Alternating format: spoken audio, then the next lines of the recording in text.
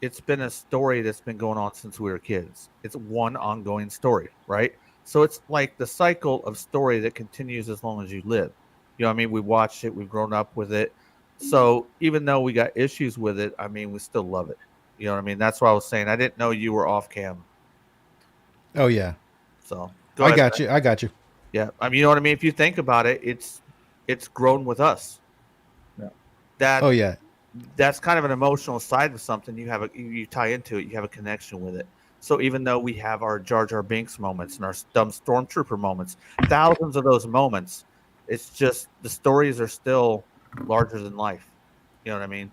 Go ahead, Ramrod. We're talking about the Empire chasing them and Obi-Wan using an escape pod to draw Vader away.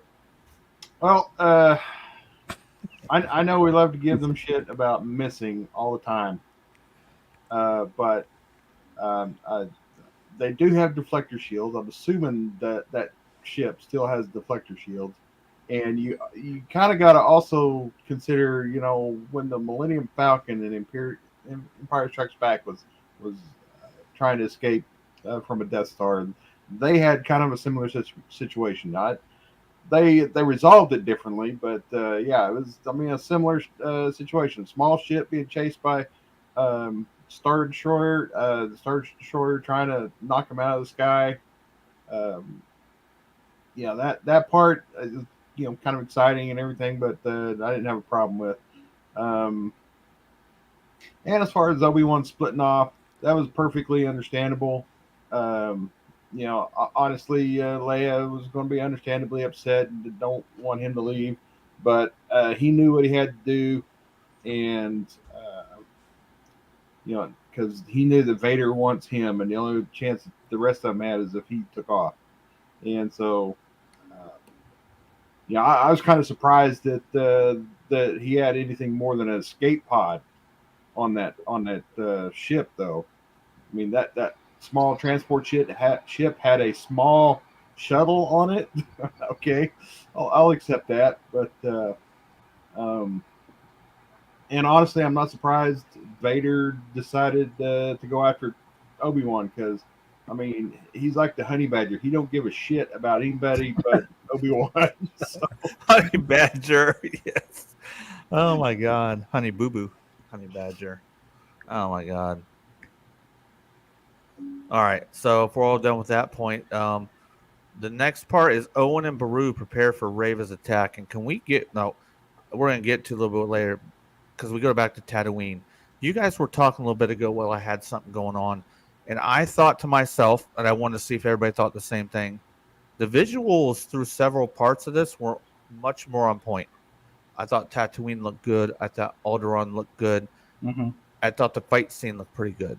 So I think you guys had said something about saving all the budget for the end. I thought the visuals were much better on this one. I think Ben hit the nail on the head on that one, because that's what it looks like. Okay. yeah, no doubt. I missed that. So let's see. So okay. Hold on, Pac. Yep. You forgot that you got to ask Ben about the ship part, and you didn't get to me about the ship. No, go part. ahead. Interject. Go ahead. Yes, sir. So I guess I'll go, Ben. So the ship part when Obi-Wan's escaping, why didn't all the people get into the ship and then do the hyperdrive in there, and Obi-Wan take the big ship and go off somewhere? That's a good point. You know what I mean? So you got the only one that's got a hyperdrive that's working, and Ben flies off in it, and then they chase him. And I was like, why didn't he just take it didn't make sense. Like some of that stuff doesn't make sense. Would everybody have fit in there? I didn't. Yeah, if you look at that ship, there's like maybe like 15, 20 people. Yeah. And you see a plane and he gets out and it's like a whole big cargo like empty behind him. Right. Share, sit on laps. Yeah, dude, it's like, the only one with the hyperdrive and he escapes in it. He couldn't have took the big shuttle and kind of, because he's not doing like crazy maneuvers. He's literally, if you watch that scene again, he's just like, he actually like, if you watch it, he's like flying in front of it, and you see him go like this, and he still misses him. He goes like this, and then eventually he just turns off. I don't know, nitpicking, but that was one of the things that bothered me. It's like it could have fit everybody in that little shuttle and like took off and hyperdrived, and I don't know. It was, I don't know, one of those things. I don't know. Yeah, honestly, at the moment, I didn't catch that, but I was also, again, like I said, I was surprised that there was, a shuttle of that size in that ship. Yeah. Well, I thought he was going to jump into an escape pod and just like a little one-person pod, right? Yeah. Not like a full on ship. That's like a full on like ship. They could all Yeah. jump See, in. I had missed the size of the ship because, like I said, one of my qualifications is I only watch it once. I talk with it about you guys in the chat. All right, I can get opinions from 1,000 different fucking places, right? But I would prefer to get the opinions from the people that I kind of talk to a little bit more. That's why I watch it over again. I have to watch it when it comes out, and I watch it over Let's see and now over and over yeah, again. we're doing the series review. Not long before we do that, I will watch the entire thing front to back. You get what Yeah. I'm saying? So I've taken it in everybody's what they've said on the chat and through us. So as I watch it again, a whole new different perspective. Oh man, I didn't really notice that this time. You know what I mean? So second round through is going to be a little bit different. So I'm pretty excited for us to do that series review show. If I go to another point, you guys have a topic you didn't get, just hit me up because I'm going to go to the next topic, which is Owen and Baru prepare for Rava's attack because we see Rava on Tatooine, kind of still being a dick, like Tusk said. How does she get on Tatooine? She's just there, and she's walking fairly decent for being ran through in the stomach, right? Pretty good. Yeah. Limping along a little bit. Yeah, It killed Qui-Gon, so I don't know how she's like. correct. She must have used like some of that dark side force to heal herself. Hey, Yep. Curtis Schultz wants to know if M3 is still here. Come on, sound out. Can we give it to Baru? Baru's kind of a badass in here. She's like, look, we ain't going nowhere. I was like, awesome. I liked it. Yeah, my respect for both of them just went up in this episode. Yeah. They're And it's the legitimate original Baru. badasses themselves. That's dope. Yeah, I know. That's dope. So you go ahead. Go ahead. Who did we start with last time on the topic? I think we're ready for Ramrod. Okay. Yeah. We're ready for Ramrod to go. So that Tatooine thing we kind of hit up about a little bit, but the whole thing with Rava in the fight scene, we're gonna do that first because I want to talk about they were simultaneously. First, you had Vader and Obi Wan fighting. Besides, does anybody know what is that? Just a meteor or a rock? Is that a planet? What are they fighting on? Probably a moon. I don't know. Okay. I think it's like a moon. Yeah. No, it's not a moon because if you watch in the back, there's a moon behind it, so it must be a different planet. Maybe a Okay. rope planet. So Yeah. we're gonna change it up. First happened was they do these simultaneously. Obi-Wan and Vader were fighting, then they would show Rava and Owen and that family. So we're gonna just go ahead and right now talk about the whole part all the way through to Luke, and the Rava thing. Go ahead, Ramrod. Then we'll talk about the fight scene after we're done with the whole Rava and the Owen and Baru and Luke thing. Well, like I said, I really enjoyed this part of it. Now, to me, what Reva, the conclusion she came to by the end, I saw that coming sooner, and I'm surprised that she even, kept the notion of that she wanted revenge. Maybe that's just that pull of the dark side, that does that. But I really, think that, Uncle Owen and Aunt Brew they really let their badass come out in this episode because they basically stood toe to toe with a wounded Darksider, and they did well. So and they stood up and would not back down. So I got to give them props for that. And I didn't expect a lot from Luke because he's just a little kid and has no idea of the Force. So I didn't know what to expect from him, but what he did. When he ran off when Uncle Owen told him to, that I think he did the right thing. But as kids usually do, they get caught. So. Right. If you guys want to interject on anything Ramrod's going on, go ahead. You guys go back and forth. I'm just kind of leading the topic. So, yeah, what you got, Thomas? Man, the only thing I don't remember if she does it or not, but doesn't she use like her dark side powers, like kind of like the Force side of that as well, a couple of times? I'm kind of surprised she didn't really do that on that fight scene. You know what I mean? They kind of like just took that like aspect away from her, because if you watch it, she doesn't really use any of it. She just basically deflects with her lightsaber. I was Well, watching here just now when she's doing it. I got the idea that she's not trying to kill them. She's just trying to get through them. I think so, but I think the fastest way for a dark side person to get through them would be to kill them first, and then So we Yeah. already you know what I mean? At this Yeah. point, she is not, fully into the dark side. She's kind of coming back, and she's not really, trying to, kill these people. She just wants to get them out of the way and get to Luke.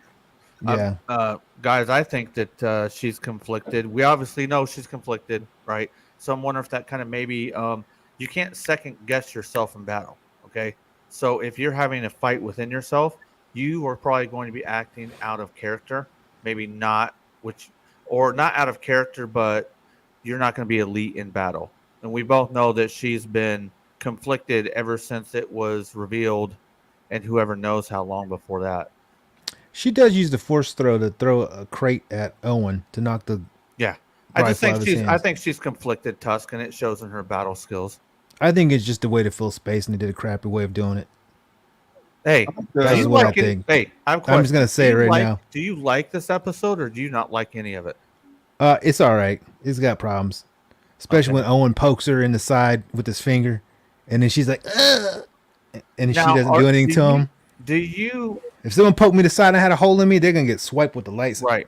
Now we do understand this stuff is fiction. You can poke a hole in anything. So my point to you, Tusk, is: do you take that in effect when you watch something, or is it just heels up and you're like, nah, I put this shit as in his real life? I put this in.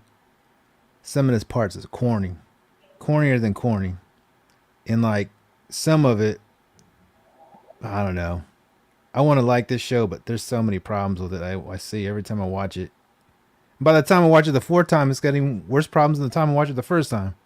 Yeah, I just don't. My personal view isn't the same as yours. I'm very forgiving on stuff. You know what I mean?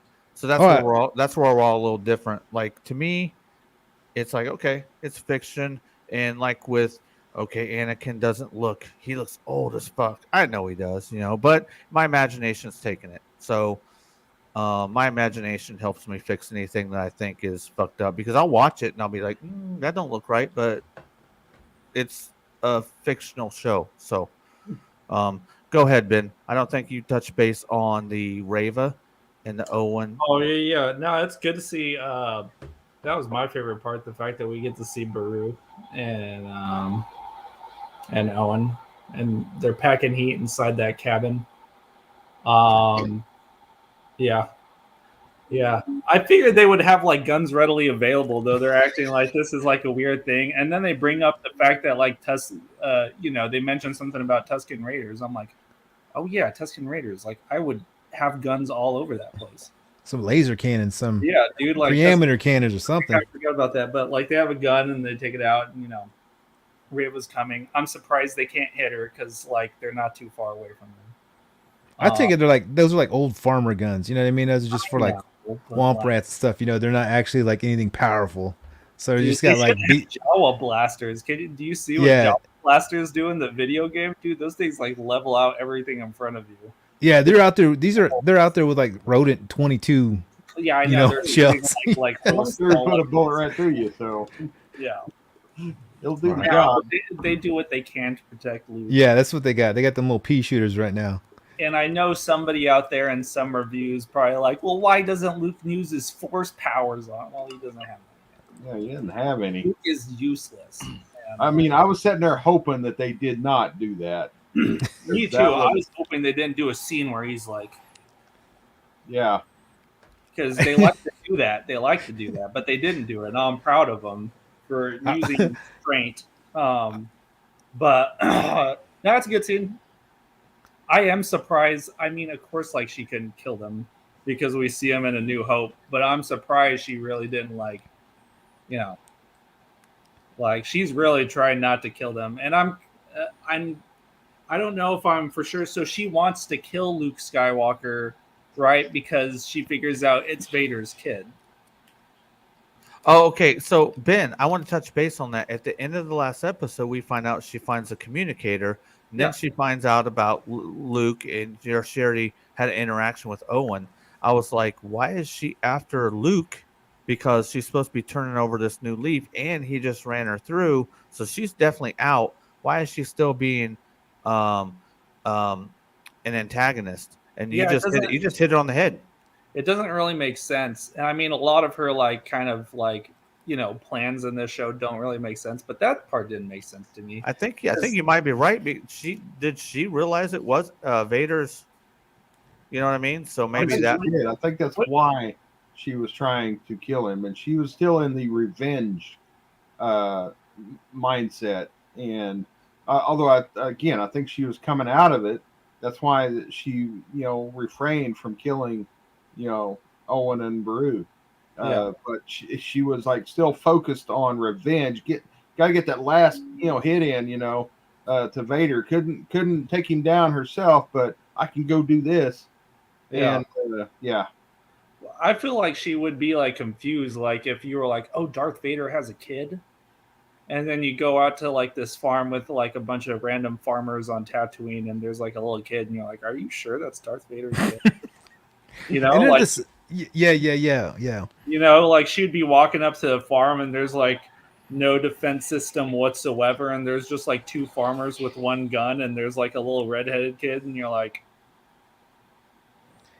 And it's kind of like he doesn't know, like Darth Vader doesn't know anyway, so what would he care? Yeah, Darth Vader. You know what I mean? He'd be like, well.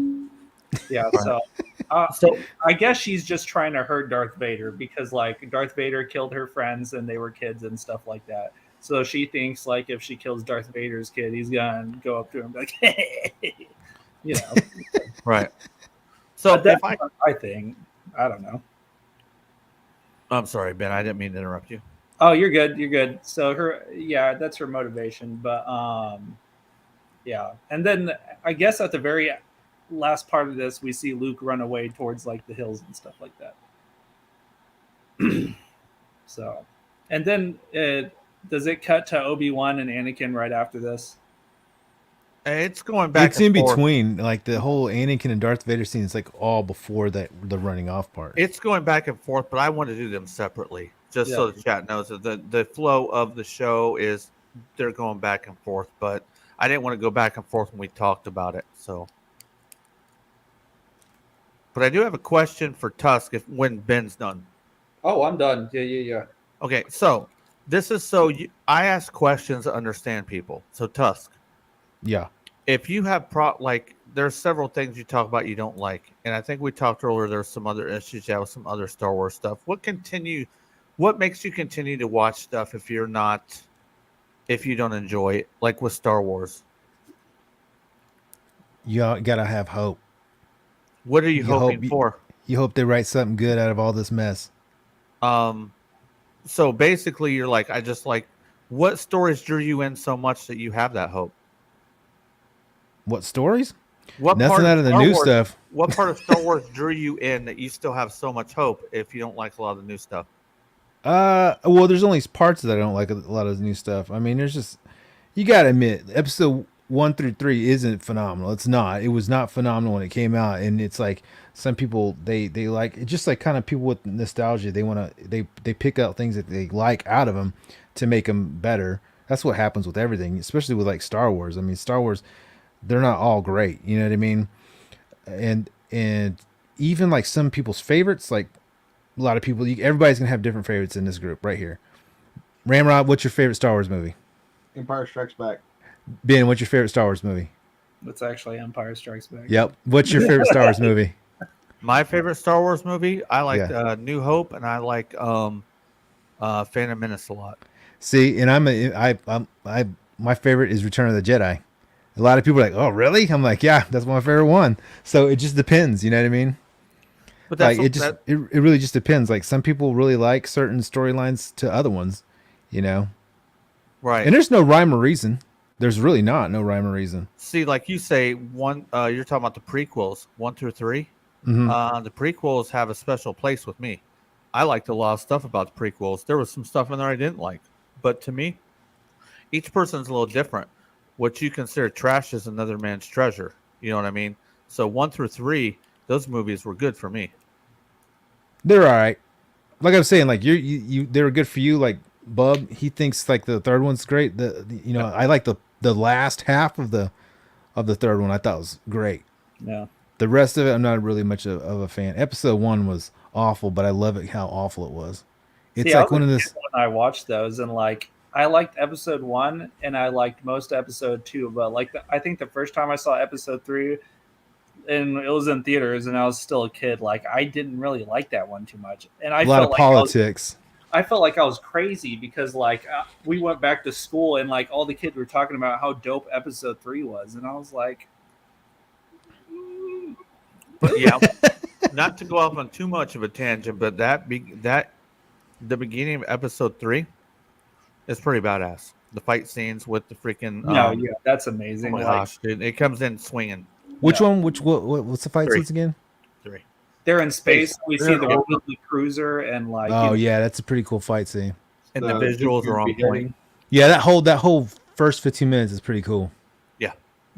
But that's the stuff I take. I do not like Jar Jar. I'm not a Jar Jar fan. But I love Jar Jar. He's horrible. He's the worst character ever. I love it.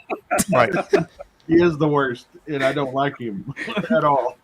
right. But I like. See, a lot of people don't like Anakin. I like Anakin. I like Qui-Gon. I like Obi Wan Kenobi. Those guys I really like. I like. Dude, okay, Padme so which Amidala. Anakin? The young Anakin or the old Anakin? Or Okay, it's in so between? we're getting off on a badass fucking tangent now.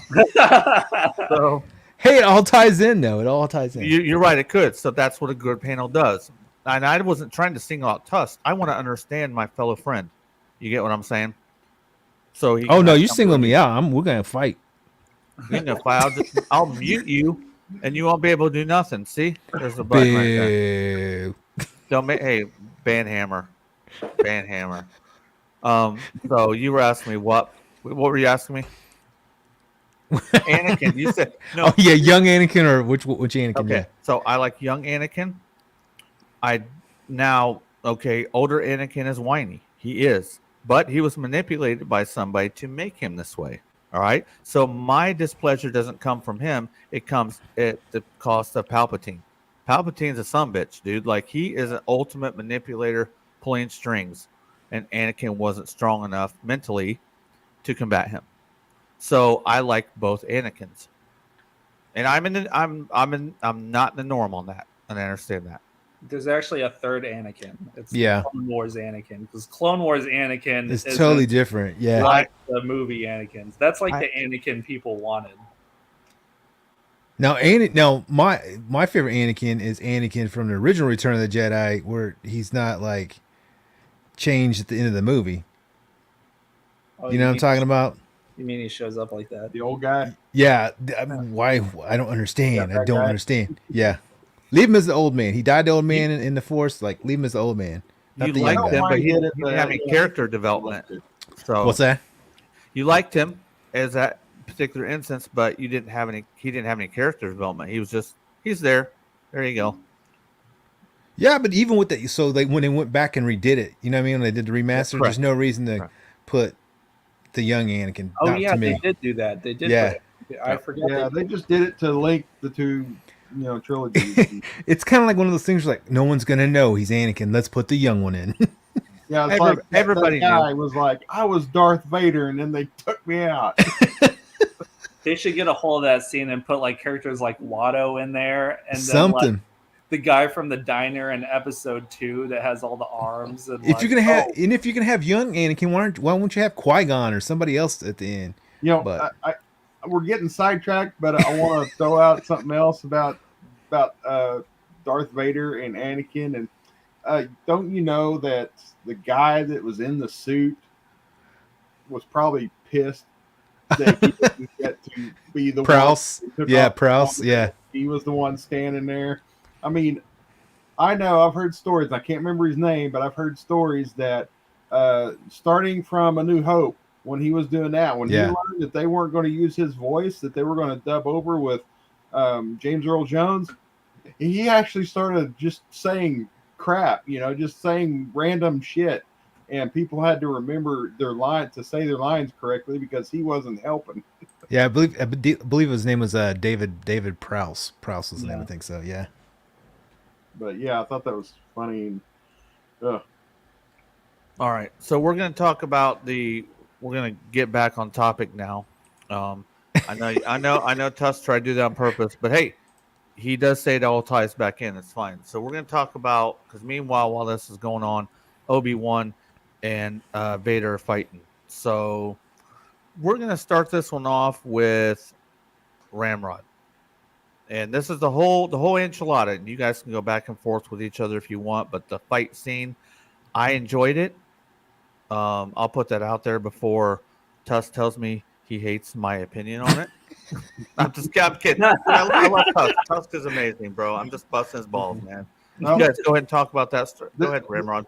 This is where the Obi-Wan that everybody was like waiting for came back, and he regained his confidence, regained his determination.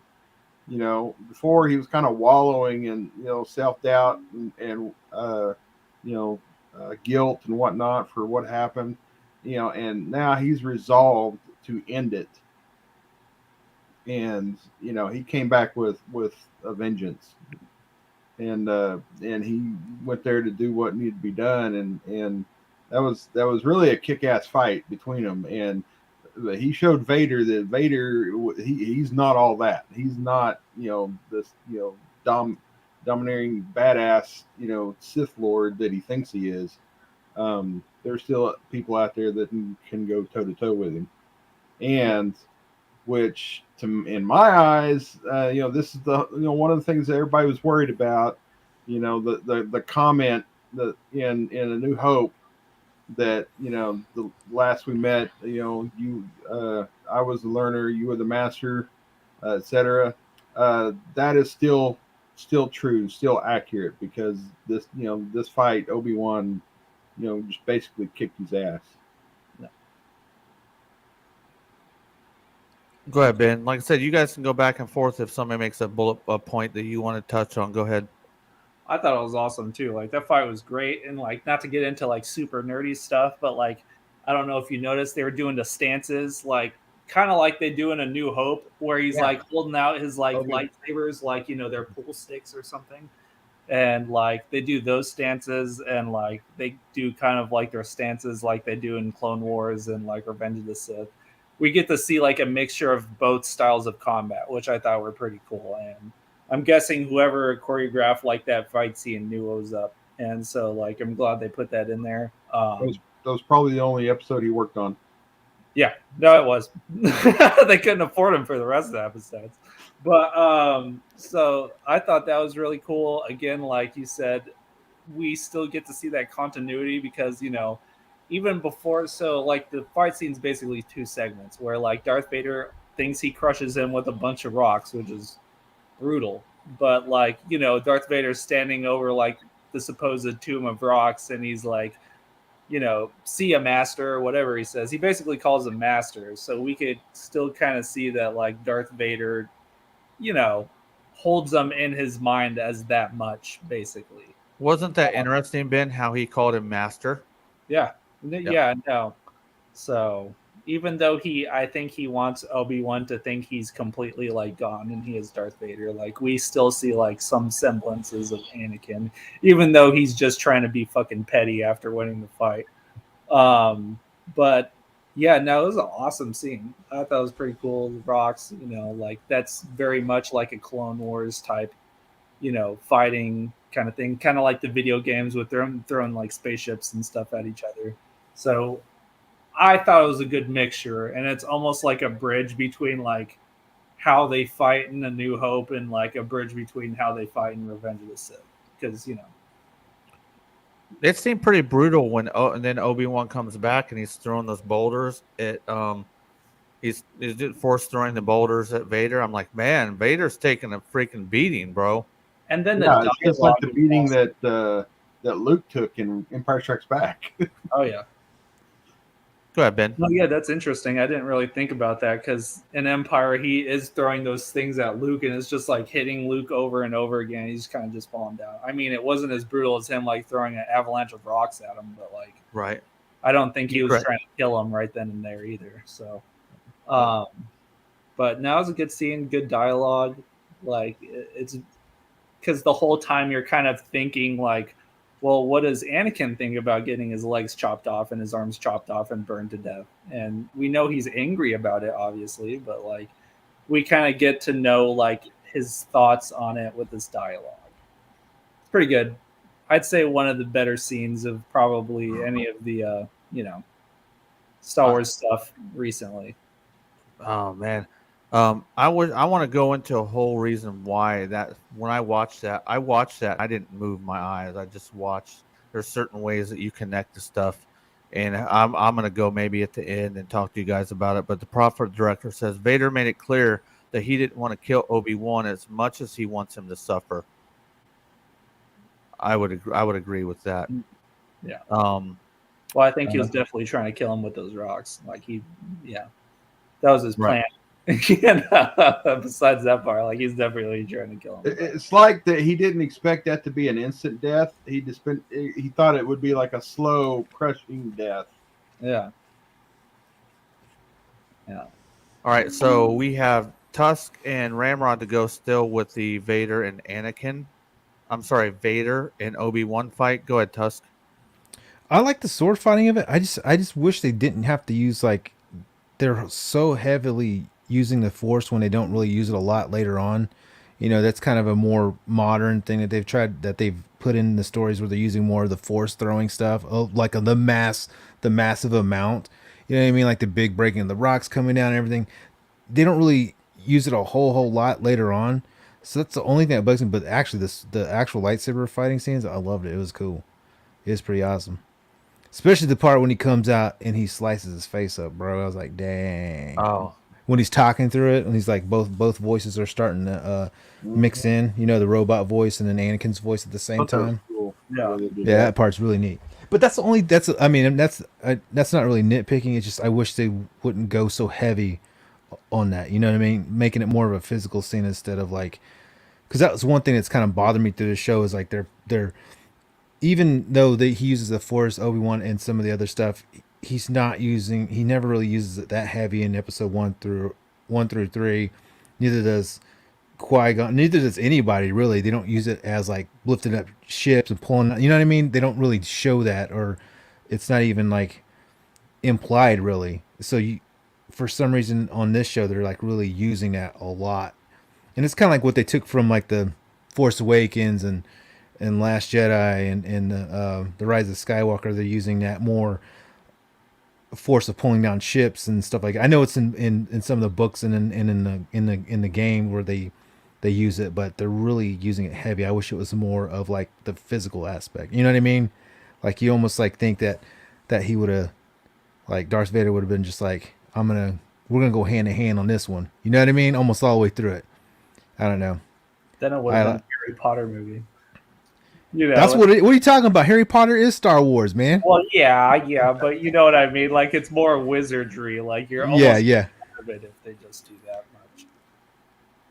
But as for that scene, no, I thought it was pretty good. That was my favorite part. Was when he's talking through the mask and he's like partial. That was one of my favorite parts. I can't lie. I was watching that scene. I just thought to myself, I'm like, I wonder if Tusk likes that part. I'll be honest, dude. I'm like, I wonder if Tusk likes that part because they definitely made it a point to split the two different voices. You know what I mean? To show the two different sides of who he was and who he was fighting with. He says that he killed Anakin. But he says straight up he's no longer here, bro. Right. But at the same time, when they use both voices like that, it almost makes me think, wait a minute, is there still a little small? And we find out later that, to me, and I can be wrong, when we watch Return of the Jedi, we find out that Anakin isn't all the way dead. I mean, if he was all the way dead, the events that happened at the end would not have happened. Well, I want to say one thing about that conversation that I was just thinking about. You said it where Vader said that he killed Anakin. Mm-hmm. I'm glad they put that in there because something always rubbed me a little bit wrong. Was I know what you're gonna say too. Was Obi-Wan telling Luke that Vader killed his father, And to me, it was always that seems kind of a dick move. Just a twist on phrasing, on meaning or something like that. To get you manipulate you into killing your own father. But this right here is like Darth Vader himself says, "I killed Anakin." So it's not all just Obi-Wan. Obi-Wan had to, he in his own mind had to give up on Anakin at that point too. So yeah, I'm glad they put that in there. It's like doubling down on that idea, and it's not just Obi-Wan, turning a phrase. Oh, what's Oh up? yeah, G- that was one of my favorite parts in that episode too, when he says that. we got to shout out Jeezy Creasy. Hey, local guy. What up, Jeezy Creasy? Yeah, keep going the fight scene, guys. If you have more to add. I don't think we talked about it other than the whole burying him in stones. That is not new. That's kind of a used fight method or whatever, but it still worked. I enjoyed it. You know what? I just kind of decided in my mind when we do the series review and if we want a season 2 and what we'd like to see out of it, I'm going to go ahead and explain the movies I like the best and why that fight scene had so much emotion to me and why this series had a lot of emotion to me. I'm going to go ahead and wait for us to do it on that because I think it's proper there. So if everybody's cleared out on that scene, it's fine if there's more. If you guys got more in the fight scene or something, go ahead and say it. We'll go on. I know. I thought it was done well, though. I think I said at the beginning I thought it was done well. I am a firm. I don't think I have not got enough of Darth Vader in this phase. You know what I mean? I think one thing that's lacking on the screen and on TV is us getting Vader content. All the things that he did, that he was about. You know what I mean? After he became Vader. So anytime I get to see him do things or stories about him, I enjoy it. Because it was like, okay, for a long time there was. If you want to ask me, through A New Hope, Return of the Jedi, or I can't think. The first 3 shows, there wasn't that much Vader content, not that much. You know what I mean? It was always like this bad guy you wanted a little more content from. Oh, I need more from him. So I hope we can still keep getting more content about Vader. You know.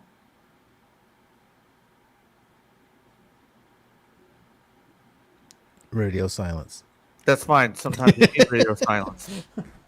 Next, we see Leia back with her family on Alderaan, and I wanted to bring up a point that M3 brought up. Oh, for M3 reviews. What up, Marcos? He brought the attention to me. How much have we seen of Alderaan? Before this, we've only seen a planet get destroyed. So back when they originally, what episode? They showed us Alderaan in episode 1, correct? Yeah. Yeah. Okay. That's something we never got before. We never really saw Alderaan. That's a moment we need to be like, cool. We're getting to see Alderaan, because before it was just, we heard about this place, but it was just destroyed. Well, I think they You saw a little bit. second and Revenge of the Sith. Revenge of the Sith. Yeah, and then Return of the Jedi when they added it later in the celebration scene. It's good to see it now with somewhat of the CGI. I know the budget is lower on the early parts of the show, but it's good to actually see the planet, see the cities, see the buildings. I don't know about y'all, but I spent hours and hours on Alderaan, playing SWOTR, the Old Republic MMO. Yeah. And I'm wondering, I mean, it's been a while since I played it, but it kind of reminds me, had that feel to it. So I'm wondering how much they looked at like games and stuff like that when they decided how to, depict Alderaan. Probably a lot. I mean, you could tell the story. A lot of the story stuff, the decisions that they made were heavily on like some game usage. You know what I mean? You could tell. Yeah. But then again, they're going for a crowd that would be, younger crowd than the New Hope and Return of the Jedi and Empire Strikes Back. You know what I mean? So, which is cool though. Right. But so we talking about that scene with Leia and Obi-Wan. Is there anything you guys want to talk about when it comes to that scene? Which one are you talking about? Which when he We're talking sees about it? towards the end where obviously she's already got the holster, but he says her goodbyes and she gets her droid back, or Lola her droid back. That whole scene with that. And then we see um her talking to Bail Organa at the end as well, toward the end. I just don't. How do they explain? It's like how do they explain her not remembering who Obi-Wan was? Right. Well, And, you know what I I mean? I know that it seems like there's a conflict, but I don't know. I think they're skirting the edge on this one because I haven't watched it in maybe a year or two, but in A New Hope when she's coming to and she records that message. Um, I never thought that they had met, but I never considered it was written in stone canon that they had never met. And now that they're showing that when she was a little girl they did meet. In my mind, that's not breaking canon. Now, if they like have a long running relationship, where he comes in and saves the day and all that stuff, many more times, that might break that continuity. But as of this season, I don't think to me, it's not breaking continuity. Yeah, I think it's up for interpret through different people. Like in my mind, I'm like, I hear what Ramrod's saying. I'm like, that doesn't make a lot of sense. She's definitely old enough to remember her crisis she was in. So I think it's one of those things. It's like the Force Ghost Anakin at the end. Okay, they changed it because originally, okay, Lucas Lucas originally loves his or he has a thing for his sister that gets changed. You know what I mean? It's almost like they made it originally back in the day, and they're like, look, they didn't maybe expect it to be such a hit, and then they're like, oh, wait a minute, we got to kind of change some things up here. There's a lot of stuff like that throughout the deal. You know what I mean? You know, so go ahead, Ben. I was gonna say, yeah, you're right. There is a lot of stuff like that where they probably didn't kind of like, Shoehorning. yeah, they gotta go back. They didn't plan on like the Clone Wars and all that stuff being so crazy, and But that's where I'm talking about, Ben. I forgive some shoehorning because I got more stories. Did yeah, they did Yeah. and there people don't talk about how the original trilogy has mess ups as well. Like, okay, that didn't make sense. Okay, you obviously corrected it later, you know what I mean? So it's yeah. across Star Wars across the board. Go ahead, Ben. No, it is. It is across like all this stuff. If they ever thought like the Clone Wars would have been such a big thing, they mention it for just a second in like the first three movies. And then like there's always that big thing of like, well, the Jedi were a huge deal just like, 25, 30 years ago. How come like now everybody's like, you and your mystic religion? Like, it's like, what if we talked about Vietnam like it didn't happen, kind of like that? Like this thing that happened thousands. You're like, no, that was not that long ago. How is nobody remembering this? It's kind of like that, because it is such a big deal and they had to go make movies and stuff like that. There isn't always perfect continuity between like the things to help them make sense. Well, Right. like most of Christianity was, forcibly converted or wiped out or something. And you only had a few people in hiding here and there. After 20 years, there'd be a lot of people not knowing very much about it, especially if you had this regime that was going out stamping out all kinds of information about that. So you're talking about not quite a generation, but I mean, a significant portion of, from someone that grows from a, young child to adulthood, kind of time period. Yeah. got some before we hit Tusk up. Prop director says it will be difficult to find a balance for more Vader. The more we see of him in his prime, the less redeemable he will become for Return of the Jedi. Yeah, that's kind of true. Yeah, it is true. That's what I think too.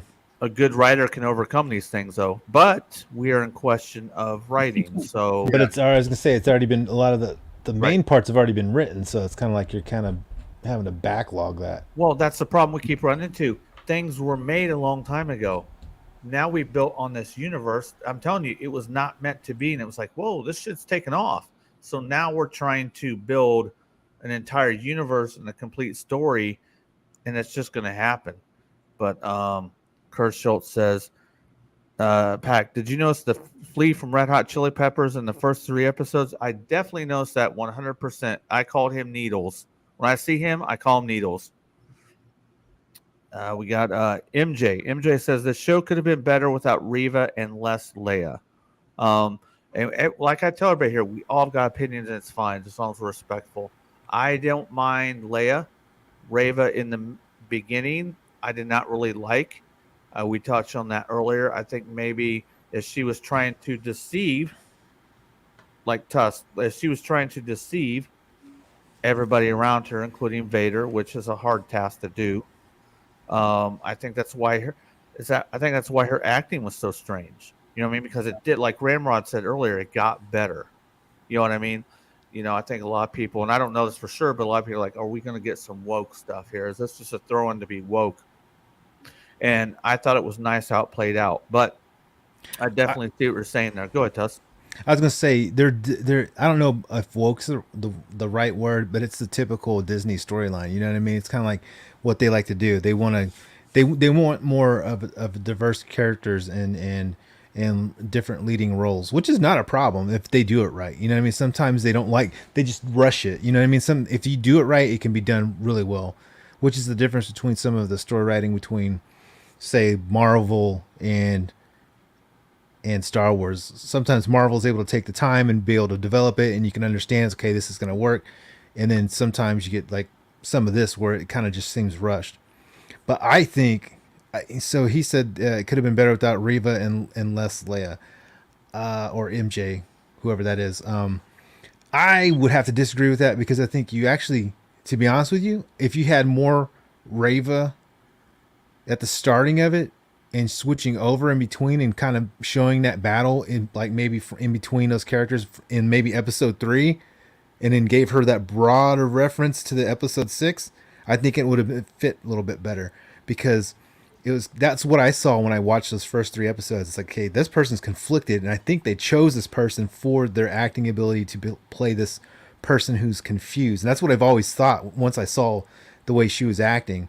Because that's how Reva, yeah. So when I saw that her character, even the actress acting that way, it was like, man, either they chose a really good actor to play a conflicted person, or they just chose a really bad actor. And I would say in the beginning, Tusk, we were unsure of the direction of her. Yeah, and that's what I was saying. It's like if they, and that's what, remember I even made that point was like if they chose a person because of that reason, well then they chose the right person because watching it, you're watching like, man, either this person's really bad at acting like an evil person or really good at acting like a person that doesn't want to be bad. You know what I mean? And so that's what I kind of came off with that. But in Less Leia, I think it made kind of, I mean, you had to have something for it to go off, go like to split that storyline. So there had to be some kind of conflict in between in a goal to make it kind of work. You couldn't just have a story with like thing that would have got him off of Tatooine. Exactly. Yeah, you had to have some reason for him to move off Outworld to take, Darth Vader wherever or Anakin wherever he needed to go, like to get his mind off of whatever he was looking for. Because ultimately, if he would have like searched it out, he could have probably went into, his feelings because that's where dark side dwells in is more of the feelings, and he probably would have found it eventually instead of being lost in his anger. So. I don't know. I think they did a pretty decent job, and so that's where I kind of disagree with some people. They even though sometimes I have problems with the episodes, I still enjoy it. Even though I can Amber Heard on the turd I still enjoy the show. You know what I mean? I still enjoy it, but I do have problems with a lot of the stuff. But do I think it's gonna? Ultimately, the end goal is to get us into New Hope, Empire Strikes Back, Return of the Jedi. Right. So I'm on it for that journey to see how they able to move it in that direction and work it out. You know what I mean? I want to see the gaps filled. I mean, there's so Yeah. many gaps in Star Wars. The more you can fill the gaps, if I can use my imagination, get some meat and potatoes out of it, yes, sir, I understand what you're saying, Tusk. Yeah, even Well, with like Leia's, like I wish they would explain like or like something happened, like she forgot or she, like had some Right. kind of injury or something. You know what I mean? Maybe Like they will. had Maybe amnesia. it'll You know? happen later. Hopefully, you know what I'm saying? Yeah. Hopefully, we're not done with this gap between 3 and A New Hope. Well, we have Rebels. Well, I know that, but I'm talking about TV rule screen. They don't really. Hopefully, they'll make this fit why Leia, seems to be like she doesn't get it. But And I think I think another thing is too is like the reason you have to be able to shoehorn some stuff in with the movies is you only have an hour and a half, 2 hours to shoehorn stuff in, so you can fix it in those. So when you're doing it in like a series of shows where they're supposed to be like 45 minutes, 30 minutes, or whatever, it's when they're trying to shoehorn it, it kind of like muddies the water a little more than what it would be if it was just 2 hour movie. You know what I mean? So you kind of add there's these little details that get put in that basically don't make sense into the bigger story of that 2 hour movie. If we got a 2 hour movie or whatever, a little over 2 hour, whatever it is, yes, we would have taken on a lot of the stuff that was just episode filler. Yeah, but some of that might have worked because if you look at the Rise of Skywalker, where they added so much stuff in and cut stuff out, you're like, dude, what did they do to this movie? You know what I mean? I mean, you have to agree some of those parts in that movie where they did it. It's like, was it a good popcorn movie? That's debatable between some people. Was the story writing that great? Not really, but I still enjoyed it as being just another Star Wars movie where other people would be like, man, that movie was trash. You know what I mean? So, I don't know. I think I agree with Prophet here. I mean, I like that they got some Leia story in there. You know, it's young Leia, so it's not the older Leia, which I'd like to see more of. But we got some story with young Leia, and as long as this is all they do between Leia and Obi-Wan, I think, we're not breaking any canon here. The one thing they got to watch out for is doing anything with Luke, because they could really screw something up if they try to do something with young Luke. Yeah. What up there, 2727? Go ahead. I got to acknowledge you. He's not going to be able to stay long. And with Reva, I think her story was fine. If they would have done it differently, they might have had it come across a little bit better. But I think for what they were doing, it worked out. So, we all questioned it in the beginning for sure. What's going on with this acting or character? Go ahead. Yeah, it made more sense on this, as we're watching that on this one. It really did.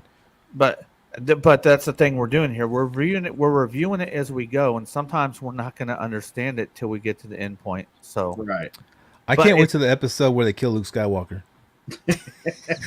I'm serious, man. So sometimes you're like, does Disney even know their own story? Yeah. Right. He's a clone. He's not even a real Luke Skywalker. It's a clone. I want to give Ben the opportunity to touch base on either one of these two topics about MJ says this show could have been better without Reva and Leia, and also the Prophet director comment. If you want to touch base on those, Ben. I think they didn't really have to put Reva in there. You could have just had the Grand Inquisitor. I mean, he isn't like that prevalent in any of this stuff, but he is a character they haven't really touched on too much. So like to see a story between like the Grand Inquisitor and Vader would have been pretty neat. But I feel like they just kind of like, put another character just so you don't have to see the same characters over and over again. And it's almost like a shotgun blast of characters sometimes. They just see what sticks with fans and what doesn't.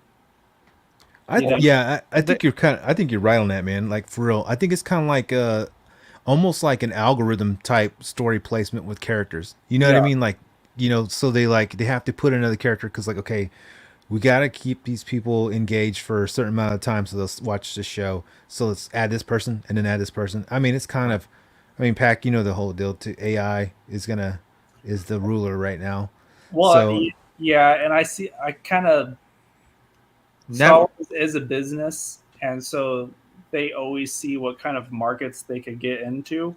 And they do look for reactions. It's not always our Yeah. best reaction they want. Sometimes you want to pull punches with people and you want to anger them. A story that angers you, makes you happy, it And to sends be you honest, through the emotions, is a good story. And to be honest with you too, like if they see people are hating on the show, and then that draws people, well, I'm gonna go watch the show, see what everybody's hating on. You know what I mean? So like, and then like next thing you know, make some show that nobody talks about, which is yeah, happening exactly. with shows. I mean, with like, I know we talked about Book of Boba Fett before, but like I had heard like barely anybody talk about. I'm that. gonna say the same thing because I think A couple people, episodes, like nobody Yeah. even wanted to talk about that shit. I call it Mandalorian season 1.5, prelude to season 2 of Mandalorian.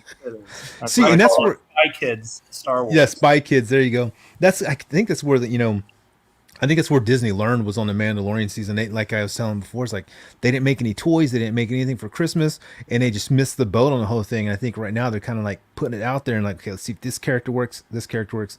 You know what I mean? Let's see. You know, from a business standpoint, they're probably thinking toys ultimately, and then other characters they can build off those, and like, can we do something with this? This can turn into this toy line, or that can turn into this game, It or is a whatever. business thing. It's always like what markets we can bring it into, and I mean, like, people see the diversity of as like, you know, they're trying to I know there's those people out there, they're trying to force diversity on us, and like, it's not about that at all. It's about like, let's see what kind of markets, and you know, probably like, they're like, okay, this demographic of people doesn't really watch Star Wars. Well, let's see if like, you know, we put like this kind of person, this person, this person, and let's see if like we could get some of those people interested in Star Wars, which I don't think is a bad idea. I mean, like, I don't either. Bigger thing, you want it to have bigger budgets, you want like people to like it again because it's kind of taken a hit. Like, you know, they kind of need to get out there and see who else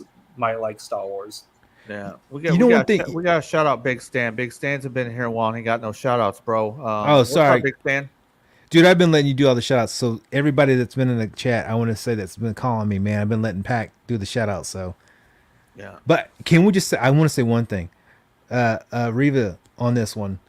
The best thing I liked about her character in this one, I don't know if you guys notice it, but when she takes her hood off, her hair is like she looks like she's been through like the worst battle of her life, and I love that part. That detail of her hair just all jacked up, because all like the way what through your hair's gonna look like in 4 or 5 months with that mullet. Well, hold on.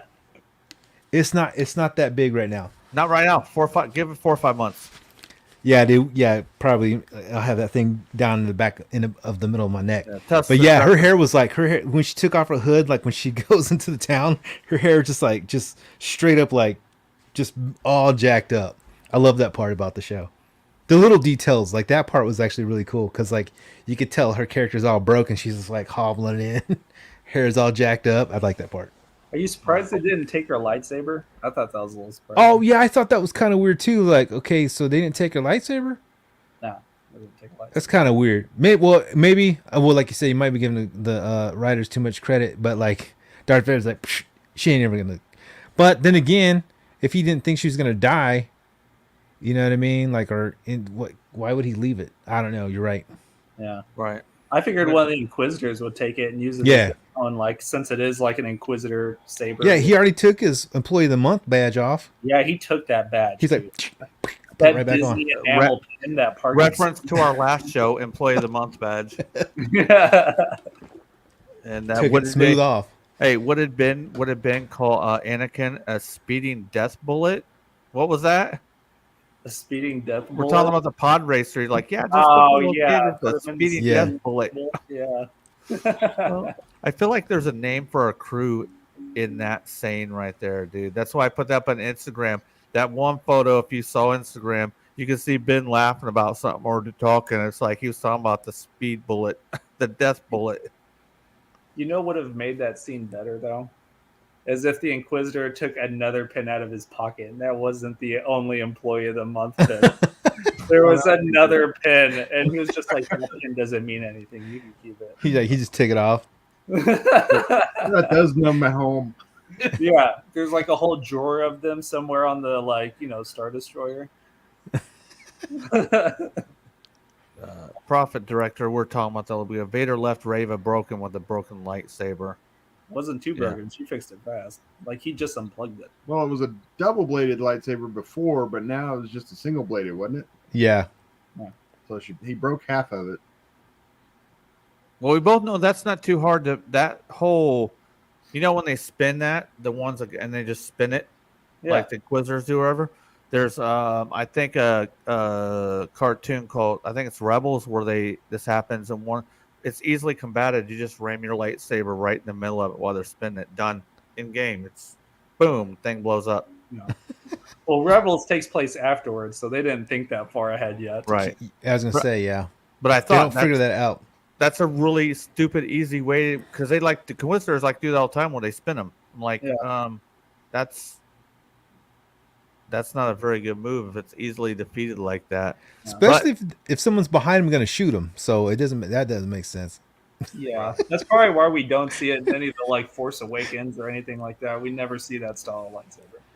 It's because they're like, oh, okay, that is really dumb. Who thought that was a good idea? Yeah, they're like, let's not do that. Now we got a couple more segments before we get out of here. Next we got Go ahead. Before we move on, I wanted to backtrack just a little bit and talk about the only issue I had, and we brought it up before, but the timing. You know, all of a sudden Reva's in Tatooine, and I said before that they kind of fixed it if you're able to look at it at the right angle. But whenever Obi-Wan, took off and jumped into hyperspace and went to Tatooine, he seemed to get there pretty dang fast too. So in my head canon, those two battles didn't happen at the same time. The one on Tatooine happened later, and because it took time for Reva to get there, and then whenever Obi-Wan had the vision, that was more of a premonition of what's going to happen, and so he had to jump into hyperspace to get to Tatooine in time, and he didn't get there until after the conflict, and he got there at the end. So that, to me, in my head canon, that's what fixed that timing issue. Although I think it would have been better if they would have kept it separate, maybe done the Obi-Wan Vader fight first and then jump to Tatooine. Yeah. Hyper jump. Yeah. They did that. They tried to pull the hyper jump. So the next part, we see Palpatine questions whether or not Vader's intentions are clear on the matter of regarding Obi-Wan. I've said this before. I think the Emperor is one of the best the best villains of all time. You can't kill a sumbitch. No, somehow it comes back. Okay, but so if it's explained or whatever, but he just keeps coming back. So to me, he's he really pulled emotion from me in 1, 2, and 3. Mainly 2 and 3 when he was manipulating Anakin. Okay, so it was good to see him and the original actor, obviously, that plays him. Go ahead, Ramrod. Anything you want to discuss on that part? Yeah, I'll be right back. You guys go ahead. Going through the whole thing, the whole series, from Return of the Jedi and then the prequels. I think he did a really good job. Yeah, and he convinced everybody that he was the villain. He was the one behind the scenes manipulating everybody. Manipulating Anakin from when he was a little kid. And because they had conversations all the time. At least that's what it was implied. And so he was influencing him from the beginning. So what do you guys think about that? I thought it was pretty cool. I like the conversation because in my mind, here's how it goes. So Palpatine shows up on that little, his little, what would you call that, hologram thing? And he's like, did you get your ass kicked? And Vader's like, no. And he's like, are you still thinking about it? He's like, no, nothing even happened. That's the way I interpreted that conversation. It's like, it's almost a funny scene because like Vader's like, I don't want to talk about it pretty much because he lost. You don't want to tell Palpatine you lost. But it is cool seeing Palpatine, and like I just kind of like wonder, like it's almost like he doesn't immediately want to go back and encounter Obi-Wan again. Yeah. So I'm just kind of wondering like what's going on in his mind, because like, logically speaking, like if he really wanted to take Obi-Wan down again, like that was just him one-on-one with Obi-Wan. If he wanted to like kill Obi-Wan, he'd get all the Inquisitors and they'd go jump Obi-Wan gang style. But like, it seems very much like he wants to leave that alone and not really think about it. Yeah. Kind of, but at the same time, he's saying they're basically what does he say? He says, I got it right here. He says like he's actually tracking them down right now. He's got everybody looking for him. Yeah, they have probes. They're tracking every system within range. So he's out there looking for him. He says, "We will destroy everything in our path until he is found." He didn't And just then want that's to go when- back to Tatooine where he was. Yeah, that's what I'm saying. And so, and then that's whenever, so that's when the emperor asks him, "You seem agitated, my friend," and he's basically like, yo, he's not going to do this to me again. You know what I mean? Reva didn't tell him where she originally thought he was. Of course, the only way she was able to get him to show himself was by kidnapping Leia. And then he came from somewhere she doesn't really know. But then again, at the end, I think she knows. But it's and we were having in his mind that Tatooine is even any part of this. Yeah, that's true, I guess. I have a feeling like it would have brought up, like the Grand Inquisitor's been to Tatooine. Like, yeah, they would have been like, yo, there's something going on down there. You know what I mean? Yeah, like that's kind of suspicious. Like this all kind of started when we went to Tatooine. Like that kind of thing. Yeah. And wouldn't they track like Reva's ship or something like that? Wouldn't they have like some log on it? Because like, wouldn't she have something that where she traveled back? That's there? one of my bullet points I want to You know what I mean? very end. Yep. Yeah. Like, wouldn't it have some kind of like, yo, this is her log and this is where she flew down there and whatever. That was one thing I would thought was kind of like, yo, they gotta have some kind of tracking. You know what I mean? Right. Something. If you guys are good with that segment, we'll go on to the. Okay, I'm just gonna say it. We're just gonna talk about the very end. Let's go and start off with Tusk. Go ahead about the very end of the episode. Obviously, with Obi-Wan, Owen, Luke, and then Qui-Gon. Oh, you want me to go? You want me to go there? I need you to go there, man. Okay, so you're talking about when he comes off the ship and he's like, Owen's like, "Can I talk to the boy?" Or you want to talk to the boy? That kind of part. I mean, that was cool because like, I think the Owen part was cool. I wish he was a little more like standoffish. You know what I mean? Because Owen's like the dude. He's like, Luke, you ain't going to town, you fool. You ain't gonna go mess with your friends. You know what I mean? Like he's like that guy later on. Like you're not gonna be messing around. What makes him become that Tusk? That's he's just like that the entire time. He's a jerk. He's like just the old. Okay, I think of Uncle Owen like this. He's like a old farmer, and he's got his family and his farm. And dude, you come on his property, he's gonna bust a cap with that .22 rifle right in your butt cheeks. That's what his rebel flag, but it's a different kind of rebel. Exactly. Flag. Yeah, he's exactly. Dun, dun, dun, dun, dun, dun, dun, dun. I mean, if he had, that's what his horn would be if it was on his land speeder. But yeah, dude, it's like that's just how he is, man. He's just one of those old dudes, like good old boys, and he ain't gonna take any from anybody, not even his own family. It's his way or his way or the highway. You know what I mean?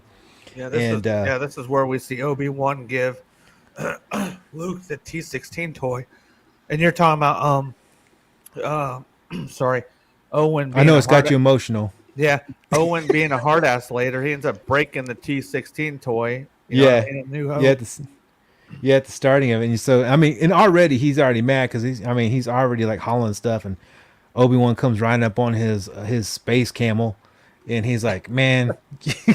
You want to see him after he's kind of like a jerk to him, but so I mean, I don't have a lot to say about that scene because I expected that to happen eventually, and it was basically he's gonna come up to him like he needs to introduce himself to him, and that's where Luke. Oh, you mean old Ben? Because that's all he knows him as, this old dude that come over and gave him this toy one time. He doesn't really know much about him because Owen's like, you stay away from him, don't ever talk to him. I'm gonna let you introduce him this one time. You can give him that busted up toy and get on your camel and ride off to the sunset. And that's pretty much what he does. So I expected that to happen. I really did. And I love how they left Owen that gruff character, and he's not like, oh, I feel sorry, bro. Go ahead and let's sit around and have some s'mores and drink some blue milk. No, he doesn't do any of that stuff. He's just like, yo, say hi, and then I thought he get was out. a little soft at the end when he let Obi. He is, but the softest he gets is like, go say hi and leave. That's basically what you get from him. You know what I mean? Makes He's me like, wonder what happens between, that makes him so kind of, maybe a life of hard work kind of does that to a person. But yeah, he definitely gets a little more aggressive or The mean. Jawas just keep on robbing him, dude. It makes Oh, Yeah. yeah.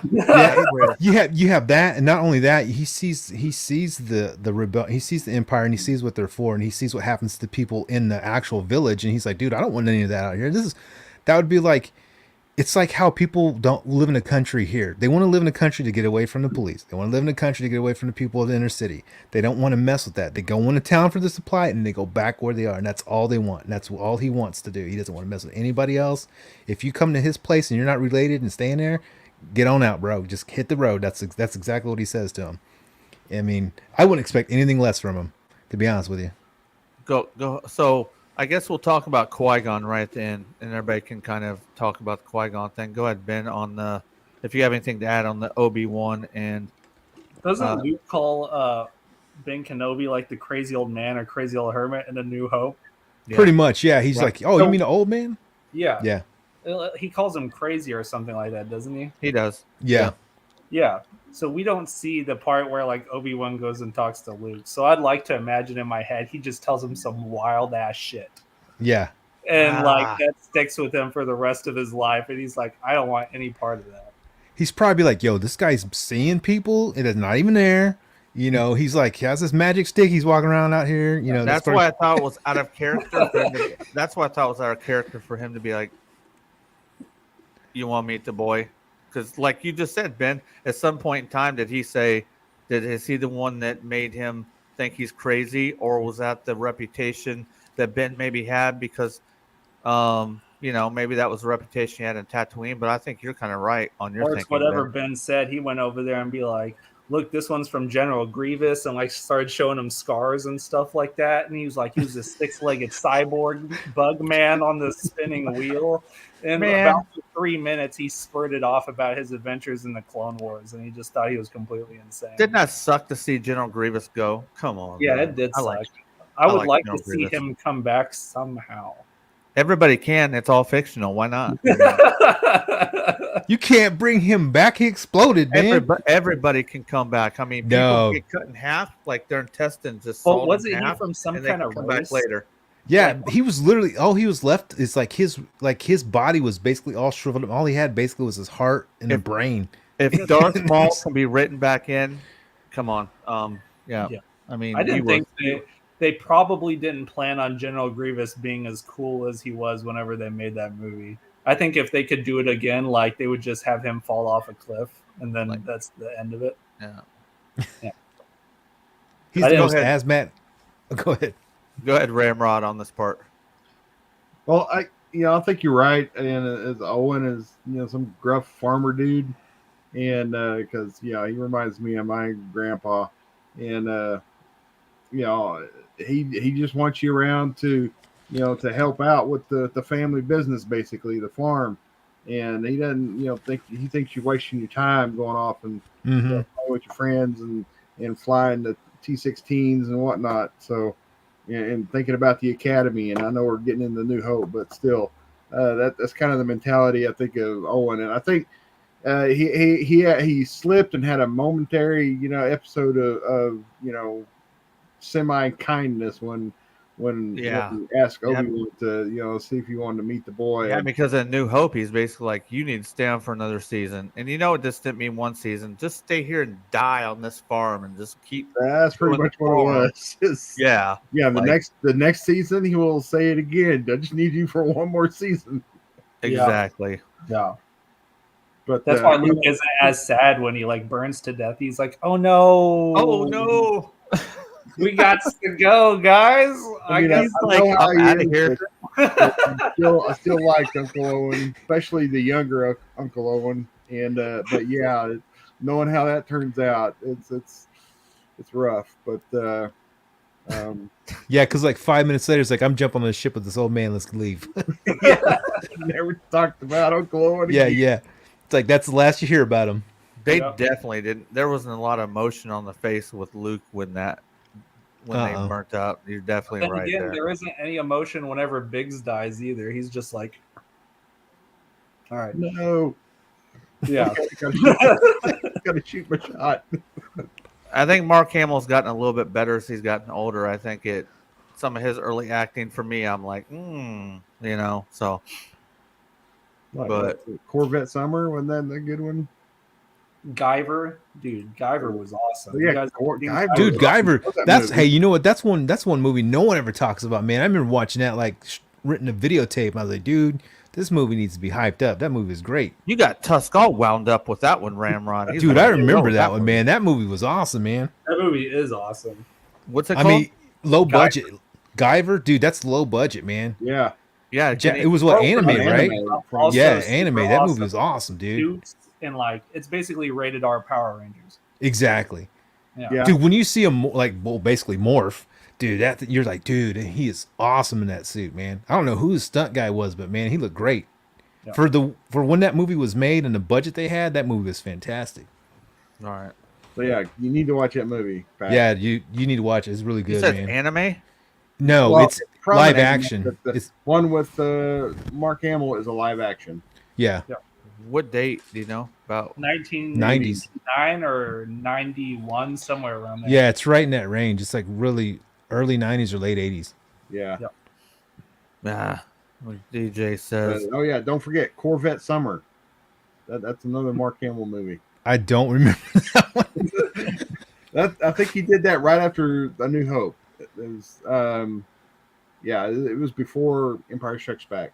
I just remember him in the Flash TV show.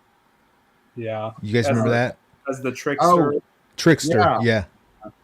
Yeah, that's Yeah. right. He was in the original Flash TV show. Yeah, And he was then- good in that one too. Didn't he come back for the new one I believe so. as the same character? Mhm. Same villain. Mhm. Big That was Stan pretty says neat. here, I knew the Obi-Wan series would create some challenges for the canon from a lot of dialogue. From a dialogue in A New Hope. Nevertheless, the series did exactly what I expect overall, and I'm okay with it. Yes, we're going to. You weren't here earlier. We're going to do another episode where we review the entire series and discuss whether or not we would like another season 2, and if so, what we would like to see from it. So, it did we just talked about all these movies filling in all these holes in the mass Star Wars universe caused challenges. There's always some sort of fuck up in continuity because there's just so many things to fill in when you wrote something that you didn't know was going to be this large.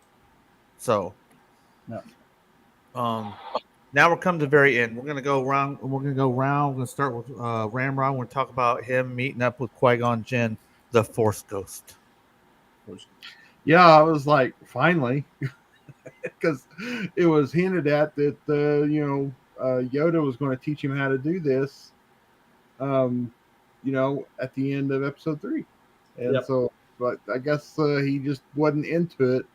For 10 years, and then all of a sudden now, he's finally got his shit together and ready to commune and talk with Qui-Gon.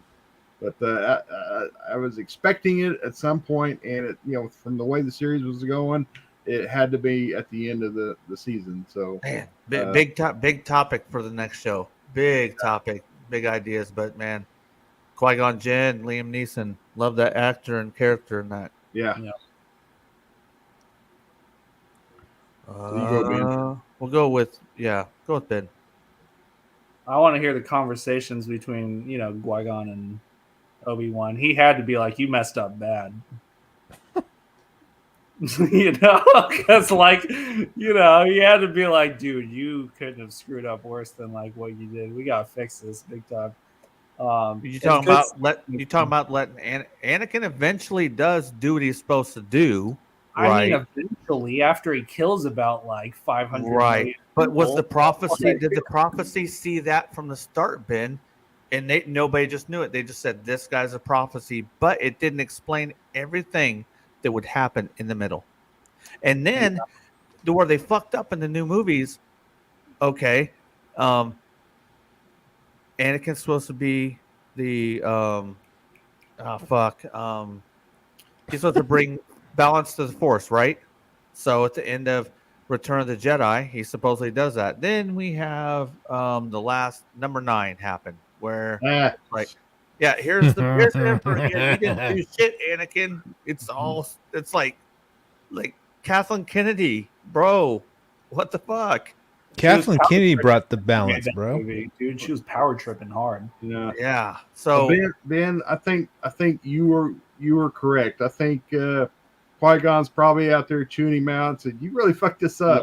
We're gonna have to get it better." Like passive aggressively chewing them out, kind of like Yoda Right. put a little We're- comment like in we're, there. we're gonna have to get this better on the Chosen One 2.0. we're gonna go in on this on the next episode. There's a lot of meat right there. Like just Yeah. definitely. But you Like were right though. What happened? What happened? How did this all happen? And Obi-Wan's like, I don't know. How did you die from just getting stabbed by a lightsaber? But everybody else gets stabbed and they're good. So Yeah, Reva's fine. more problems with stuff later. You know what I mean? Except for when Obi-Wan was ready to go, he just let it go. And he's you know what I mean? So maybe Yeah. Qui-Gon was like, dude, I'm ready to go. I know exactly where I need to be. And this is my time. And I'm going to go the way I need to go. Or maybe You know what I mean? Because it could be that point. Only efficient character in Star Wars. When he wants someone dead, he wants them dead. Darth Maul's always going after people. Like in Clone Wars, like whenever he wants to mess someone up, he messes them up. But like everybody else, like they seem, pretty. They like toying with each other. Yeah. I think it's kind of funny too, because like there's so many funny things that come out. Qui-Gon, did I expect to see him? Yeah, I expect to see him. Did I really need to see him at the end of this one? I don't know. I could have waited. You know what I mean? I could have waited till like a different build up. I could have, because I always want, like, they kind of want to leave you on that cliffhanger at the end of it. They didn't give us enough. Like, yeah, it's like, dude, you could have. I need my Qui-Gon Jinn. You know what I'm saying? You could have broke off the. Go ahead. He's going to be more a part of season 2. Yeah, I was gonna say you could have made the starting of season 2 of like him popping up, and then you would have been like, oh snap, Bro, season 2 is gonna be we're like gonna crazy, run- bro. We're gonna run wild on talking about season 2 or that deal. We're gonna run wild on that. So. You know what you're talking about? The end of the show, whenever Luke Skywalker and Reva's there, he's like, you can be anything you want, and she goes, I'm gonna be Reva Skywalker, and then boom. Stop it. Stop it. Everybody's a Skywalker, bro. Balance to the Force all over again. Oh, man.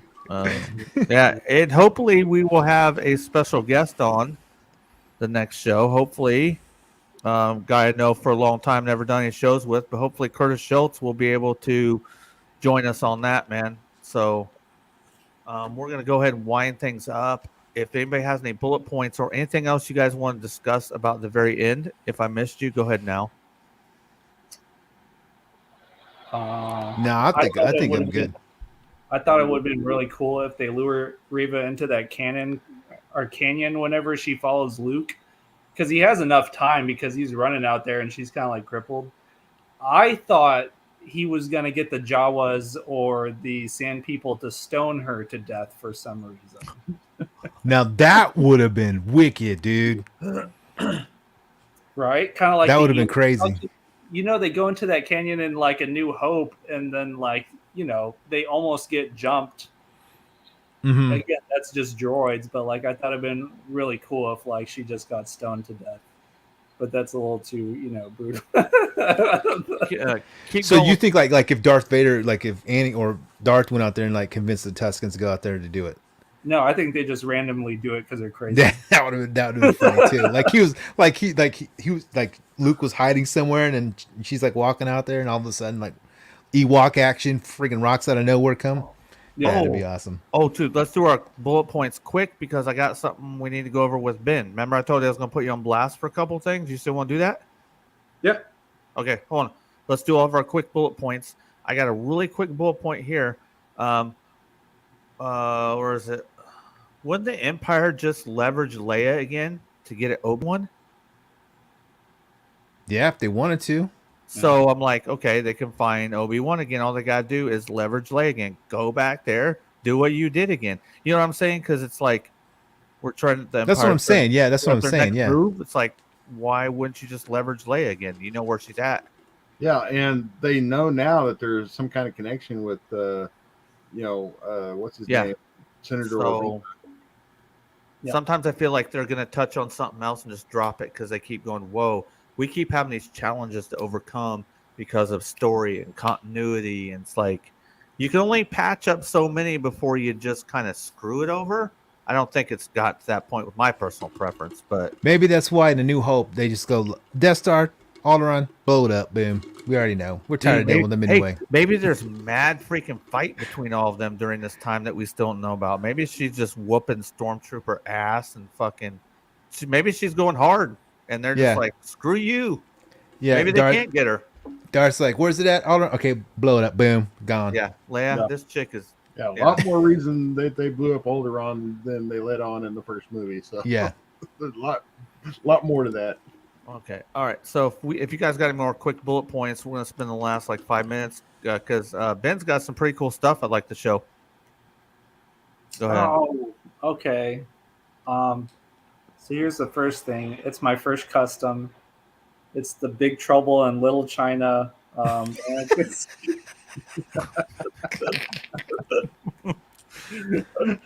no, I'm just kidding. All right. Little Anakin Skywalker. I was just showing him some cool stuff that I bought like not that long ago. It's dope. You should show the people, yeah. Okay, so like here's the other thing I thought was like I'd always wanted one of these, but I've always seen them like kind of like crappily parted out. But this one's like 95% complete. Wow. Droid factory, so I'm gonna have fun building that R2 and not touching the rest of them. And here's that R2. Like the R2 is awesome, dude. Like he has his little leg. Like that is such a cool R2. And then this is the final thing. Dun, dun, dun. Bow, bow, bow, bow, bow, bow. Ta-da! Ooh. Actually, it's not. Very I cool. also got an AT-AT Walker sitting over there. I don't know what to do with it. I just wanted to have it. I've always wanted to get one, but it's like, where are you going to put it at? Dude, it's huge. Like that thing's like, gigantic. It's in Dude, like my Who dog doesn't want an AT-AT? Dude, oh my I have God. that sand crawler, man. It's so massive. It just sits up here. It's like I don't have no place for it. It looks cool, but Oh, we got to give it up for Tusk's background tonight. Dude, your background looks really good. I told you I've been wanting to set up like this for a long time. I'm gonna get a bigger table here. like, Dude, I want to get the Lego kit. The Lego kit, but want it for that. That's going to be a big bastard.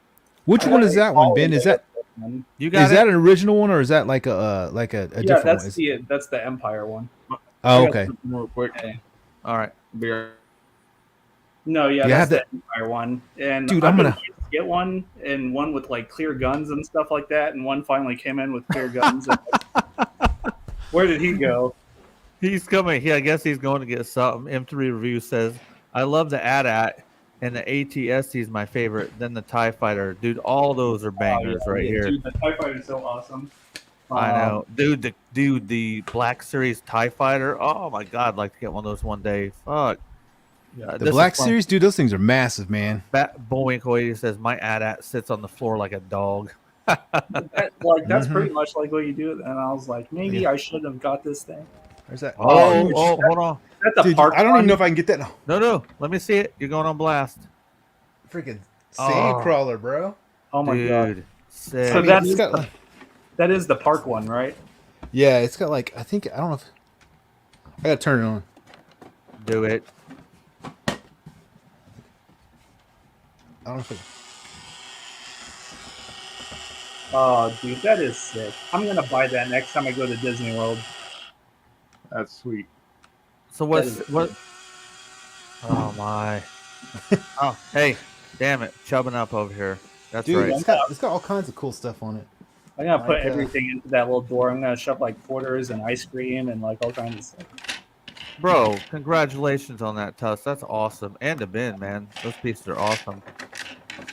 it does all kinds of different stuff, and I just can't figure. I don't remember what it does now. Yeah, Like, I I gotta forgot talk what to you all the- about. I gotta talk to you about your lighting, bro. I'm telling you, the background looks really good today. What you got? So, What you got, you Ramrod? guys- Do you guys remember they had it for D&D first? The hold on, miniature sorry, game? Ramrod. Yeah, remember the D&D miniatures game, and then they came out with the Star Wars miniatures game yeah. Like- Oh yeah. several years ago. Mm-hmm. Well, Yeah. we had a turn. There was a game shop in town that I'd go play that game every weekend, and they had a tournament one day, and they had multiple. But anyway, they had prizes, and so this is one of the only times I won something. This is Oh yeah, that's hold on. cool. the God. colossal AT-AT. Yeah, that's awesome. Dude. Those the Uh, Tusken Raiders and the Banthas, man, those look freaking awesome, man. With Oh, the fur y'all are coming off the killing side me. of them, I have some of those. Dude, that is so awesome. Yeah, that looks awesome, man. Damn. What's cool about that miniature too? It's not like really really big, so you can actually put it somewhere. No, but the Damn. paint and stuff on that thing is so good. Yeah, it's awesome. Yeah. Dude. This looks like this the has one in actually never been opened. That's a good prize. That's a real good prize. Is that you talking about the gaming place that we were at that one day? No, Oh. this gaming place it was Distraction Games, and it's been I don't know whatever happened to them. I think they converted to online sales or something, but they closed down years ago. M3 says, "Oh, like they're looking at your freaking. Everybody's looking at that freaking thing you got, Ramrod and Tusk. And, hey, damn, Ben laid the gauntlet down with his freaking grip ups, son. He got some grip ups for this shit. Dude, like I was on the fence about collecting any kind of like Star Wars vehicles. Like I got the figures, and then I got the Millennium Falcon. I'm like, well, I have the Millennium Falcon. I need to get a couple TIE fighters, and now I have an AT. Like, I'm like, fuck, Dude, I love I'll the have to noise. probably transport before long, and just like all kinds of nonsense. Well, you know the game that came out with that's still out now. The one where you get the scale miniature ships and do ship combat. I forget what they call it, but they have the flagship capital ship scale of it, and then they have the fighter ship scale of that game. Yeah. I've been wanting to just collect those ships just because they look pretty cool. They're really nice. Like as far as getting exact models, like if you want to get something that looks exactly like it was in the movie, I'd say that's probably the closest and cheapest way to get them. Yeah, you say cheapest, but damn. I know, but cheaper than like getting, I've seen those like exact models. I can't remember who makes them, but they're expensive. They're like $400 or $500. Yeah, that's crazy. But yeah, so far I've avoided it. But man, every time I see them, I want to grab them up. Yeah. Dude, I was gonna share. I forgot, Ben. This is what I was telling you. Is like this thing has like, it's got like lights on the inside of it. Dude, once he got it down, Yeah, I was he's gonna be fucking with that thing for a while now. Yeah. It's got like, Dude, that noise, I love that noise. I'd be hitting it all Yeah. the time.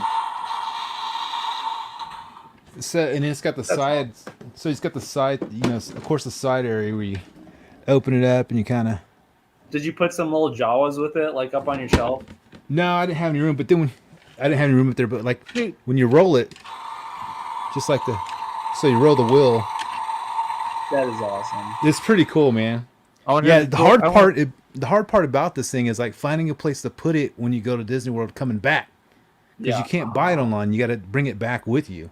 Yeah. I mean, it's massive, dude. Like for real. Like it's I saw the every box it's every there. bit of 2.5 foot long. Yeah.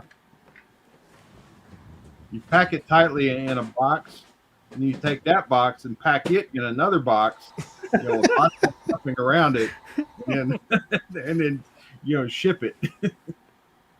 Okay. Yeah, you could. Yeah, you. That's one thing. If you go pick it up, definitely ship it back to your house. All Man. right, It's just so big. Bullwinkle 80 wants Dang. to see Ben's Falcon, so let's have a look at that. It's actually like really nice. It's freaking nice. And you know what the nicest part about it is? So let me just rip open this back cover right here. You It had looks that. super You had cool. that when I was at your super house clean. the other day, right?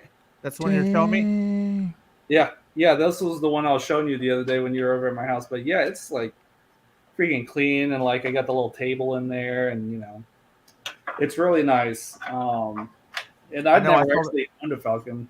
My dad has the Legacy one, and like he ain't giving that shit to me anytime. So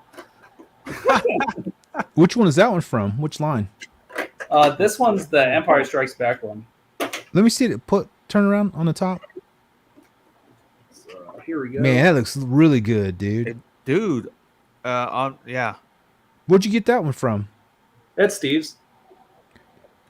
You said nobody wanted to buy it for a long time, so you gripped up Okay, on it, so right? this thing was in the box up on a shelf for like a month, and nobody had asked him about it. How much you end up paying for that one? If you don't mind. He does. sold me, I think I paid $250 for it. It's super clean. It has the box too, right? Yeah. That's the one that has super the box. clean, man. That's Kind of good. yellowed and like kind of dingy, but like, yeah, no, it's really nice. And like, I had waited so long for like somebody to buy that because like I kind of wanted it, but you know, whenever you want something, you're like, I hope someone else buys that because I don't want to. Oh yeah. Dude, And like so- the other day. And like all these Star Wars guys would come in there and like not buy it because everybody already has the Falcon. And that's another thing. Like I thought about it, I was like, oh, well, you know, that's like an essential vintage Star Wars piece. So all the vintage collectors already have that. But yeah, Now, did anybody ask the price of it, or did they just not even bother with it? not even ask about it. I guarantee you, they were probably like, he's gonna want like 600 for it. You know what I mean? They're probably like, he's gonna want too much for it. Well, on the vintage Star Wars, like we're actually like really reasonable. We just had that Jawa Sandcrawler, the vintage Sandcrawler with the Yeah, I remote, saw that too. Yeah. and I think somebody bought it for like $350. Dang.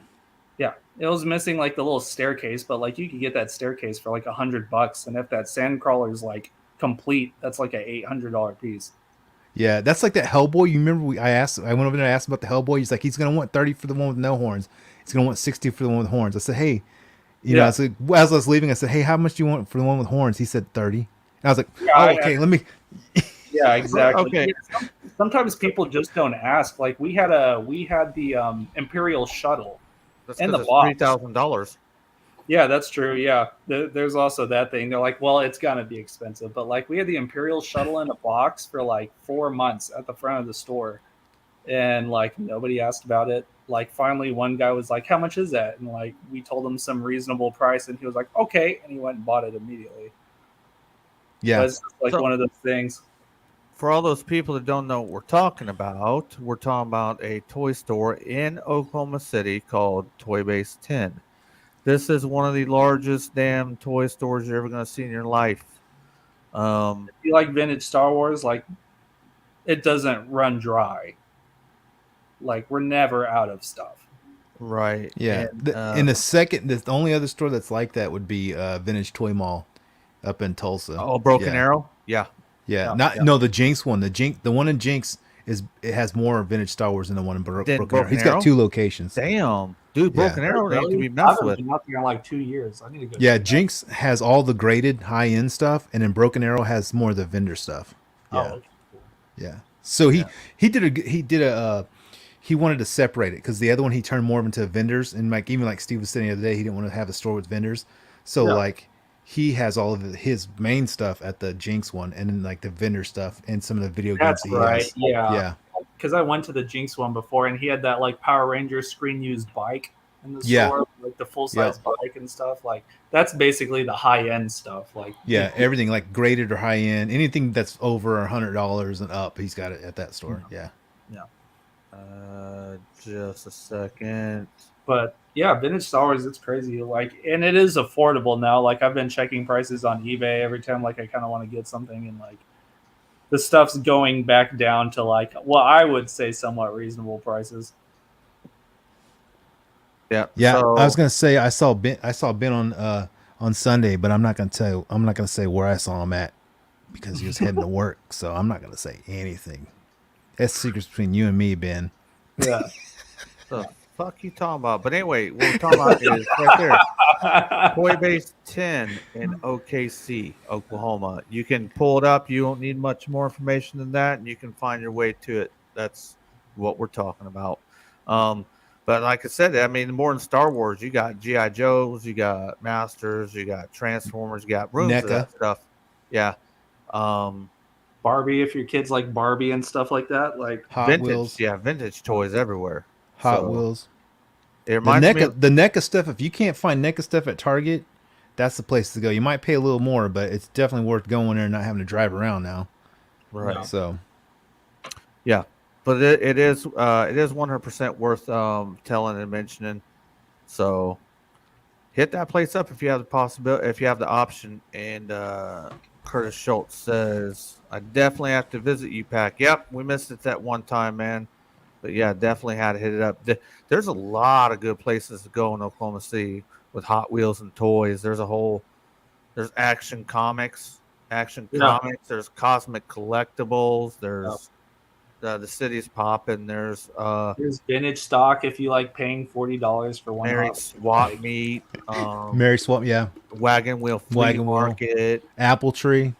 There's dude, this place. If you live around here, you're fucking blessed with. I talked to a lot of people like we don't have none of that shit around here. I'm like we got a lot of You Oklahoma- get a lot. You got to look for it. Yeah. Yeah, Like you we're gotta not a look for it. collector heavy state, so we don't have to like constantly compete or like run to the store and wonder if like there's 25 other people. I know like Texas has that problem because like there's tons of collectors out there in California and stuff like that. So All right, 2 hour mark. We're gonna go ahead and make like a baby and head out of this sumbitch. So, one more real quick. oh, the Hot Toys, yeah, it's the Empire Strike Back special Vader with the base, and I am gonna get that Luke as soon as they replace it or as soon as they come out with it, so I can combine the bases. And I can get it out and spend $400 on one toy. Speaking of shout outs, shout out to your brother Eli too. Eli, Oh yeah. Eli's a pretty good dude. And when you brought up Hot Toys, I was like, bro, I've seen some of your brothers Eli's Hot Toys, bro. His Qui-Gon, I'm not gonna do Hot Toys, but I would love to get a Hot Toys Qui-Gon. That thing was just like him, man. Yeah, it's amazing. Hot Toys Yeah. are amazing. And if you can't afford Hot Toys, you can always have the option of finding the Darth Vader in the Disney Star Wars collection. Have you seen those? Those Yeah. look really good for like they're only like $20-$30 and they look What are they? really, really good. They're like Disney Elite. They're like Oh, I know. Yep, I know. What you're yeah, talking they about. have the cloth outfits and everything, man. They're freaking awesome. I was like, man, I want a Darth Vader, but I just couldn't spend that much money for Darth Vader, so I bought that and I put him in a display. I have him in my office. He looks really cool. Yeah. I wasn't we going to did. buy a Hot Toy, but you know, COVID Dude. money. Oh, that free money, the economy. That circuit. Oh, goes you mean the in money tech- we're paying? You mean the money we're paying for now? Oh, yeah. I Okay, guess let's, right, we're yeah. done. We're done there. We're done there. All right, guys. Hey, we're gonna see you on the next one because there will be another one, and we mentioned it earlier. So if you don't know what I'm talking about, go back to the very beginning, and we discuss what we're gonna be doing next week. I want to say I do appreciate everybody in the chat that has showed up. I want to appreciate Ramrod, Ben, Tusken TV. I appreciate you guys coming on here, man. Like I don't really like views. Views don't have to happen. Just being on the show and hanging out with everybody is what I enjoy a lot. If the views happen, then they happen. But man, I appreciate doing this with you guys. Living the dream. Smash that like button. Oh,